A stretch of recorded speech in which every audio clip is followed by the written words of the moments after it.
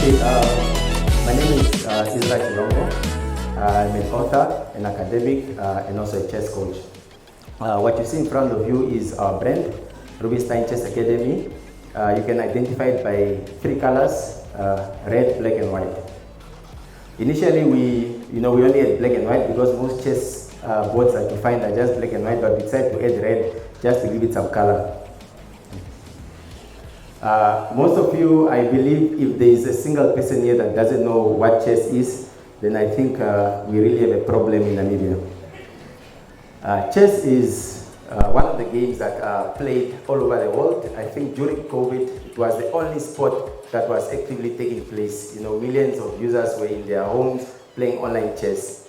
And anyway, from Amsterdam to Zengzo, we are playing chess anywhere, living room, sitting room, in the parks, and anyway, of course, but our focus is more on the classrooms, and that is what I'm going to present today. That's just a table of contents in terms of the few things that I'm going to mention. That's our company profile. Our company was started in 2018 by myself and a co-founder, McLean, because we've noticed that most of the startups, when I was going through, America, there's always two people. I don't know, it's weird. So I thought, because we are also two, we'll definitely make it big. So we have our head office in Windhoek, in Pavlov Street, Windhoek West, and we have three other branches. Of course, the one in Windhoek, one in Walvis Bay, and one in Namibia. And at the moment, we actively teach over 600 kids on a weekly basis in over 15 schools under the motto, I play for Rubinstein. Our chess model, our business model is quite simple. It's about teaching chess, using chess as a mind-stimulating tool that enhances critical thinking at all levels of each and every one. Chess is not limited to only kids. It's accessible to everyone. It doesn't matter where you come from in terms of your social standing, whether you are male, female. It's open to each and everyone. And our mission is just to create a strategic thinking Namibia, more based on intellectual, giving everyone an opportunity to think for themselves and make decisions. Our services are quite a lot. Those are just a few of the ones that I picked. We have general chess lessons for adults and kids. We have chess in prisons. We have also given an opportunity to kids living with disabilities, and of course one-on-one lessons for those that really don't get the time to do that. We cater for all that. And the last one which also brings me to today's presentation is the online coaching, because recently we have started coaching kids in India, Poland, Austria, and America, and we want to expand that to all over the world.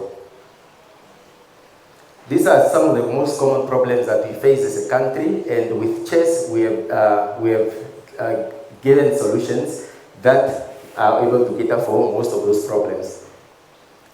Chess is an educational tool. We want people that are thinking in terms of making decisions, people that are able to give solutions and think for themselves. We want to also give chess as a business. Starting this business, we have been able to provide employment to so many people. Like I'll give some of the figures under traction.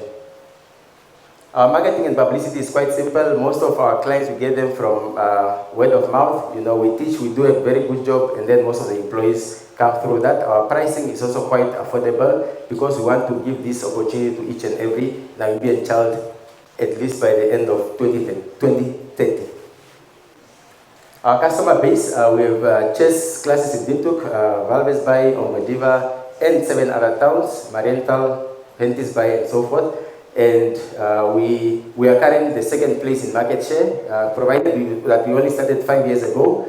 We are second only behind the company that started 20 years ago. When I was in school, that company was still taking place, but we are right behind them. But come 2025, we will take over and become number one. So these are just a few figures. Post-COVID, we have been able to raise some of these figures, getting over 500 kids in every school. And it's also interesting that we have reached $500,000 in revenue per year this year, and we want to increase that to $1 million in the next 2 years. So that is the team that makes it possible. Myself, my co-founder McLean, and then my right-hand man Jonas is also here in the audience.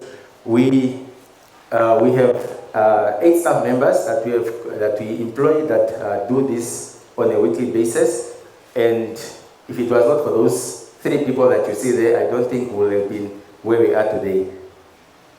And that, because I had some refreshments outside, I didn't want to keep you guys too long. So a few questions. You're very considerate. Any questions on the floor? Luis? 1, 2, 3, 4, 5. Just give me an indication so I know where to move. Thank you very much for the presentation. So I want to understand, like, what is your revenue generating model? Because you mentioned like schools and prisons and so on. Are they all paying for your services, or is there also a non-profit element to this? And then also, how much do you value the company? I mean, how do you value the company, and what is your ask, your financial ask, and your offer? Okay, I'm just going to jump at 2 questions at a time. Just one. Yeah, I wanted to understand if you have any sort of proprietary educational tool to teach, so something that is unique to you, that gives you a distinct advantage, or because I don't know much about chess, whether it's just a generic thing that you teach somebody, or whether you deploy or you employ certain tools to give you an edge over the students or the people that are taking the classes, which then becomes the selling point.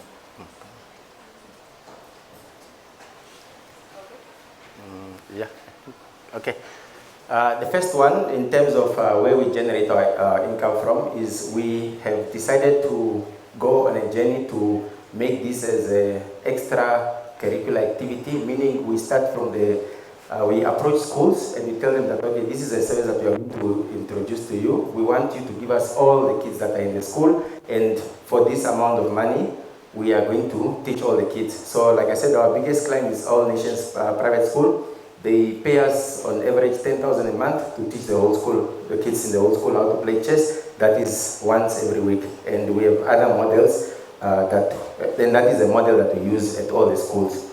And what our ask is that we want to expand our online platform, because we believe that reaching more people means more revenue that we can generate, and of course that comes down to more profits. And at the moment, to build our own chess platform, which is when you click on, you're able to do everything on that platform. We are looking at 200,000. That is what will get us to for startup and maintaining and so forth, so that we can add to more of those Indias and the Polands, and have at least up to 20-30 countries that we have reached on by at least the end of next year.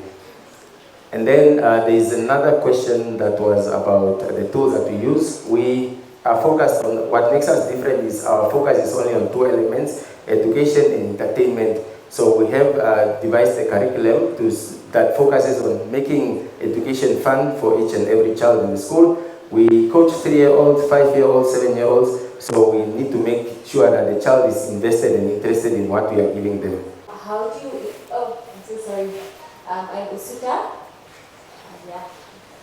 How do you intend to incorporate your, the whole chess company with the chess.com app? And do you intend to do it?